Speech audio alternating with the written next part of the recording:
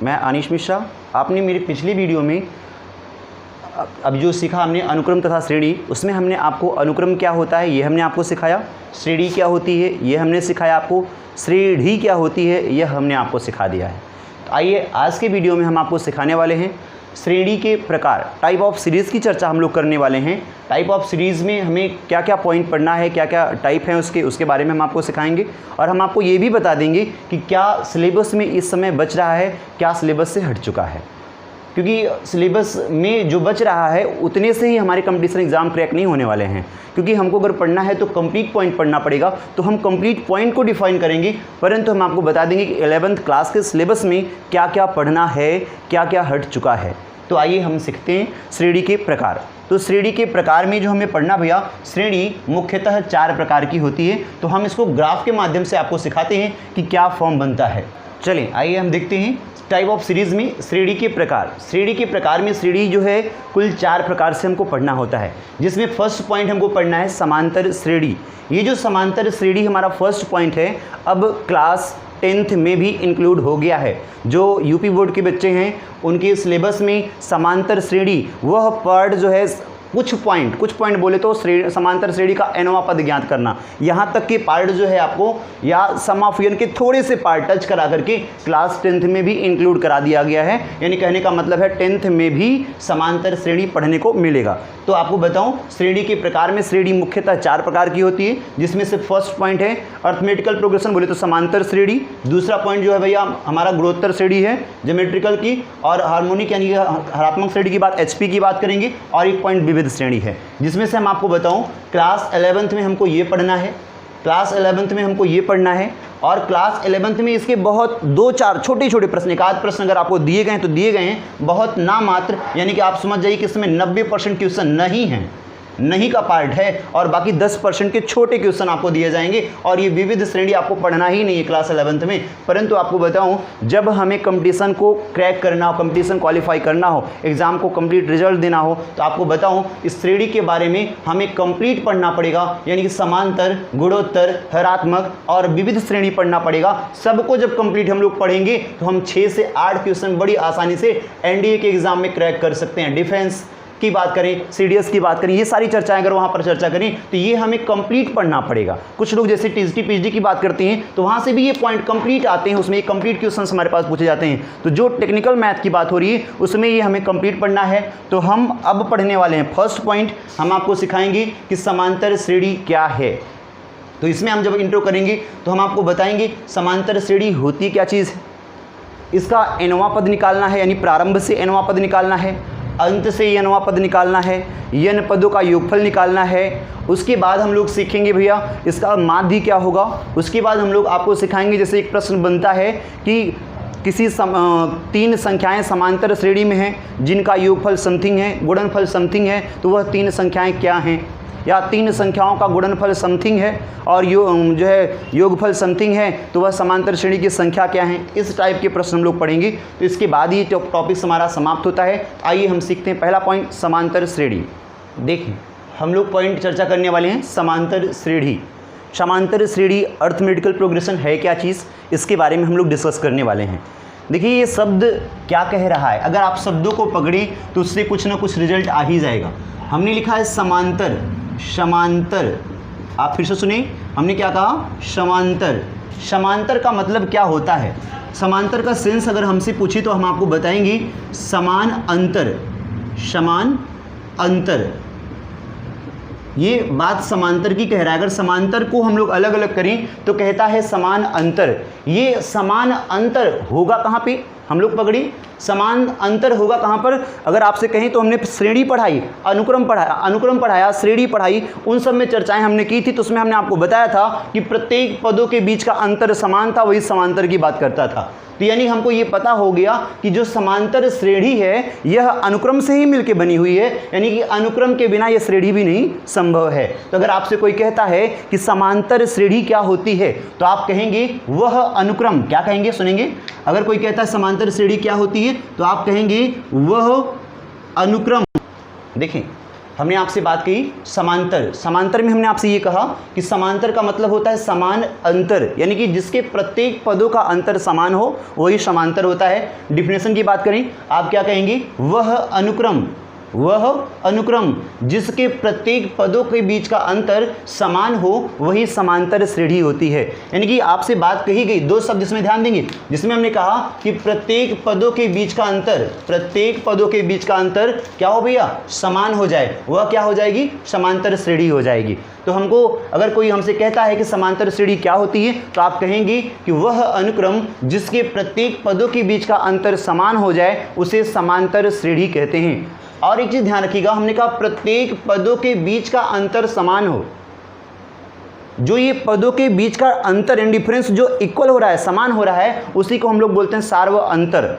प्रत्येक पदों के बीच का अंतर बोले तो सार्व अंतर, बीच का अंतर सार्व अंतर। कोई अगर आपसे कहता है कि सार्व अंतर क्या होता है, कि आप ध्यान दें, कोई भी अनुक्रम लिखा जाता है, उस अनुक्रम के बीच का जो कॉमन डिफरेंस आएगा, जो डिफरेंस आ रहा है, वही सार्व अंतर कहलाएगा। अब स्टार पॉइंट में हम आपको बताएंगे इसकी डिफिनेशन। एक और आप देखिए, हमने आपसे कहा है कि ऐसा अनुक्रम जिसका प्रत्येक पद अपने पूर्व पद में किसी निश्चित संख्या को जोड़ने अथवा घटाने से प्राप्त होता है, उसे क्या कहते हैं भैया, समांतर श्रेणी कहते हैं। हमने कहा जिसका प्रत्येक पद अपने पूर्व पद में, अपने पहले वाले पद में किसी नियत संख्या यानी निश्चित संख्या को जोड़ देने से अथवा घटा देने से प्राप्त होता है, उसी को हम लोग बोलते हैं भैया समांतर श्रेणी बोलते हैं। फॉर एग्जांपल एक छोटी सी चीज आप देखिएगा, जैसे हमने यहां पर लिखा एक छोटा सा एग्जांपल, हमने कहा आपसे, ये हमने लिखा 1 3 5 7 9 डैश डैश इन्फिनिट, ये हमने फॉर एग्जांपल में रन कर दिया। आप देखिए इसमें 1 3 5 7 9, आप देख रहे होंगे ये समांतर श्रेणी है कि नहीं है। हमने आपसे कहा जिसका प्रत्येक पद अपने पूर्व पद में, ये वाला पद देखिए, दूसरा पद देखिए, दूसरा पद अपने पहले वाले पद में किसी निश्चित संख्या को जोड़ने से मिल जाए। ये वाला पद अपने पहले वाले पद में, ये पद अपने पूर्व पद में, आप देखिए कुछ जोड़ने से मिल रहा है क्या। अगर इस 1 में 2 ऐड कर दें, +2 कर दें, तो हमें 3 मिल रहा है भैया। इसमें हम +2 कर दें तो हमें 5 मिल रहा है, इसमें +2 कर दें हमें 7 मिल रहा है। यानी कहने का मतलब ये हो गया कि कोई भी अगर नंबर लिखा जा रहा है, उस नंबर के पहले वाला जो नंबर होगा किसी निश्चित नंबर को ऐड करने से या लेस करने से अगर फाइंड आउट होता है तो उसे हम लोग समांतर श्रेणी कहेंगे। तो समांतर श्रेणी की डिफिनेशन आप बता लेंगे बड़ी आसानी से। आइए इसके कुछ विशेष पॉइंट हम आपको सिखाते हैं। विशेष पॉइंट में क्या सीखना है वो आप देखिए। देखिए हम लोग बात करने वाले हैं समांतर श्रेणी के इंपॉर्टेंट पॉइंट के बारे में। देखिए समांतर श्रेणी के इंपॉर्टेंट पॉइंट में फर्स्ट पॉइंट आपको ध्यान देना है कि वह निश्चित संख्या जिसे समांतर श्रेणी के किसी पद में जोड़ने से अलग पद प्राप्त होता है उसे सार्व अंतर कहते हैं। हमने लास्ट पॉइंट में हमने आपसे बोला था कि वह निश्चित संख्या जो किसी समांतर श्रेणी के पदों में जोड़ने अथवा घटाने की बात करता है वही सार्व अंतर की भी बात होती है। हमने आपसे कहा कि वह निश्चित संख्या जिसे समांतर श्रेणी के किसी भी पद में जोड़ने से उसके बाद वाला पद आता है वही हमारा सार्व अंतर कहलाता है भैया। सार्व अंतर को हम लोग स्मॉल डी से प्रदर्शित करते हैं। अगले पॉइंट में आप ध्यान देंगे, यदि T1 T2 व T3 समांतर श्रेणी में हैं, हमने आपसे कहा यदि T1 T2 T3 कोई नंबर की बात कर रहा हूँ भैया, T1 T2 T3 कोई पद है भैया, वह पद अगर समांतर श्रेणी में है तो दूसरे वाले पद में से पहले वाले पद को घटाएंगे या फिर तीसरे वाले पद में से दूसरे वाले पद को घटाएंगे तो जो दोनों का मान आएगा वह हमेशा बराबर आएगा।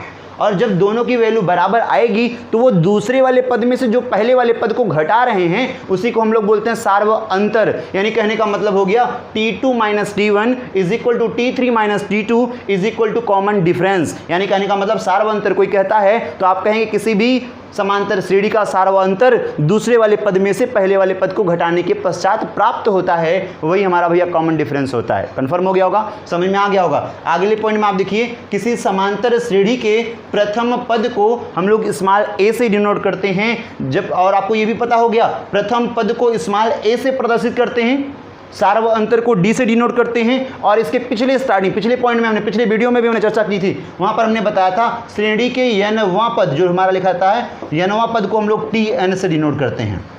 आपको पता हो गया होगा, हमने आपसे कहा श्रेणी के n वें पद को, यानी nवां पद जो होता है वह Tn से प्रदर्शित होता है। और आपसे यहाँ पर चर्चा हो गई है, यानी कि हमने आपको बता दिया कि समांतर श्रेणी क्या होती है। समांतर श्रेणी आप सुनिए फिर से, समांतर श्रेणी हमने कहा बताया क्या भाई, कि जिसका प्रत्येक पद किसी निश्चित संख्या को जोड़ने अथवा घटाने से प्राप्त होता है, समांतर श्रेणी की बात होती है। समांतर श्रेणी में हमने आपको ये बता दिया कि सार व अंतर क्या होता है, हमने आपको बता दिया समांतर श्रेणी पहचानना कैसे सीखेंगे, कैसे पहचान पाएंगे समांतर है कि नहीं है, उसके पहले पद को हम लोग कैसे ड्रॉ करेंगे। तो आइए हम समांतर श्रेणी के n वें पद की चर्चा करते हैं। n वें पद की वैल्यू कैसे फाइंड आउट होगी उसी की चर्चा हम करते हैं।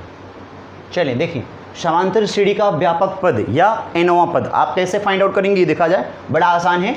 हमने आपसे कहा कि मान लीजिए, आपने माना समांतर श्रेणी का प्रथम पद a, सार व अंतर d, कुल पदों की संख्या n तथा nवां पद Tn है। हमने माना भैया समांतर श्रेणी का प्रथम पद a, सार व अंतर d, कुल पदों की संख्या n तथा nवां पद जो है Tn है। तो श्रेणी क्या बनेगी, समांतर श्रेणी क्या बनेगी, वह बनेगा, हमने आपसे बताया कि प्रत्येक पद अपने पहले पद में किसी निश्चित संख्या को जोड़ने अथवा घटाने से प्राप्त होता है। तो जैसे देखिए, हमारा पद, पहला पद a है, a में सार व अंतर d जोड़ा तो उसके बाद वाला आया a प्लस d में सार व अंतर एक d और जोड़ा a प्लस 2d, एक d फिर और जोड़ा a प्लस 3d और d जोड़ा a प्लस 4d, यानी कि हम d को सारवंतर को जोड़ते जा रहे हैं, उसके बाद वाला पद हमको मिलता जा रहा है। तो ये हमारा समांतर श्रेणी का फॉर्म बना। तो आपको हम बताते हैं इसका nवां पद कैसे निकालेंगे। बहुत छोटा सा पॉइंट है, बहुत स्ट्रिक्टली देखिए, आप दिमाग में बनाइए कैसे क्या फॉर्म बनता है। हमने आपसे कहा श्रेणी का प्रथम पद, मैंने मान लिया T1 क्या है भैया, श्रेणी का प्रथम पद है, समांतर श्रेणी का प्रथम पद a है। अब इसमें आप देखें a में क्या फॉर्म बना है, a प्लस 1 माइनस 1 और ये हमने d जोड़ा है। ध्यान रखिएगा, फिर से हमने कहा कि समांतर श्रेणी के प्रथम पद की बात करें तो जो पहला पद है इसमें सार व अंतर की संख्या 0 है।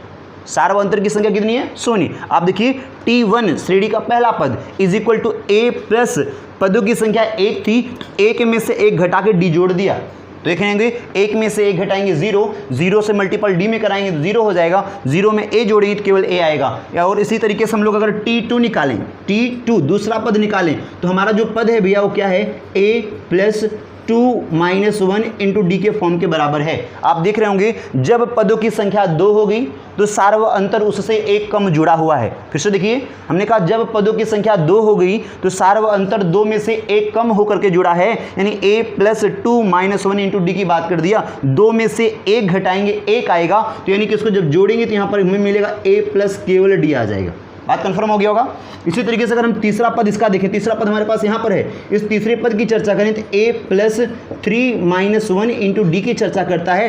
3 में से 1 लेस करेंगे तो आपको 2 मिलेगा, d में मल्टीपल कराएंगे 2d हो जाएगा, पहले पद में जुड़ा हुआ है। आपको पता हो गया होगा a प्लस 2d बन गया। ये अगर a प्लस 2d की चर्चा अगर हमारे पास हो गई तो आप एक चीज़ क्लियर हो गया होगा, आपके दिमाग में एक चीज़ आ गया होगा। क्या दिमाग में आया समझिएगा, आपके माइंड में बन गया होगा कि जैसे जैसे हम पदों की संख्या बढ़ाते जा, देखिए जब पद की संख्या 1 हुई तो 1 माइनस 1 डी जुड़ा, पद की संख्या 2 हो गई 2 माइनस 1 डी जुड़ा, पद की संख्या 3 हो गई 3 माइनस 1 डी जुड़ा, पद की संख्या 4 हुई तो 4 माइनस 1 डी जुड़ा, पद की संख्या 5 हो गई तो 5 माइनस 1 डी जुड़ा। अगर पदों की संख्या n हो जाए तो n माइनस 1 डी जुड़ेगा। किस में जुड़ेगा, पहले पद में जुड़ेगा। तो आपको ये पता हो गया। इसी तरीके से अगर हम श्रेणी का nवां पद निकाले, कौन सा पद भैया, nवां पद यानी Tn अगर फाइंड आउट करें तो आपको पता हो जाएगा a plus n minus 1 into D हो जाएगा, यानी कि पहले पद में जितनी पदों की संख्या हो रही है उससे 1 कम d जोड़ दीजिए तो हमारी श्रेणी का nवां पद प्राप्त हो जाता है। आपको समझ में आ गया होगा। अगर इस सीरीज का nवां पद निकालना हो तो कितना इजी है, जितना पदों की संख्या होगी उससे 1 कम d सारवंतर जोड़िए, सॉल्यूशन मिलेगा। एक एग्जांपल इसी में तुरंत देखें आप लोग कैसे क्या करेंगे इसमें। जैसे मैंने आपसे कहा 2 4 6 8 डैश डैश, हमने कहा इसका 50वां पद क्या होगा, 50वां पद क्या होगा, 50वां पद बड़ा इजी है। देखिए कैसे क्या करना है, 2 4 6 8 डैश डैश, इसका 50वां पद हमने आपसे कहा, आपको पता हो गया होगा a इज इक्वल टू 2 है भैया, सारवंतर d निकालेंगे, द्वितीय पद माइनस प्रथम पद, यानी 4 में से 2 लेस कर देंगे तो केवल क्या हो जाएगा भैया, 2 हो जाएगा। 4 minus 2 is equal to 2, a is equal to 2 हो गया, d इज इक्वल टू 2 हो गया। और पदों की संख्या कौन सा पद चाहिए, nवां बोले तो 50वां, comma n is equal to क्या हो गया भैया, n बराबर हो गया भैया 50 हो गया। तो अब आपको श्रेणी का फॉर्मूला हमने बताया Tn is equal to a plus n minus 1 into d हमने सिखाया। फटाक से मान रखिए यहाँ पर 50 इज इक्वल टू a का मान 2 प्लस हो गया यहाँ पर 50 माइनस 1 और यहाँ पर d की वैल्यू 2 हो गई भैया। इसके ठीक अगले पॉइंट में आप देखने को मिल गया होगा 2 प्लस हो गया 49 इंटू 2 करेंगे तो यहाँ पर 49 इंटू 2 कर देंगे और मल्टीप्लाई करा के सॉल्यूशन फाइंड आउट कर देंगे, यानी T50 की वैल्यू आप निकालेंगे 50वां पद इसका निकल के आएगा।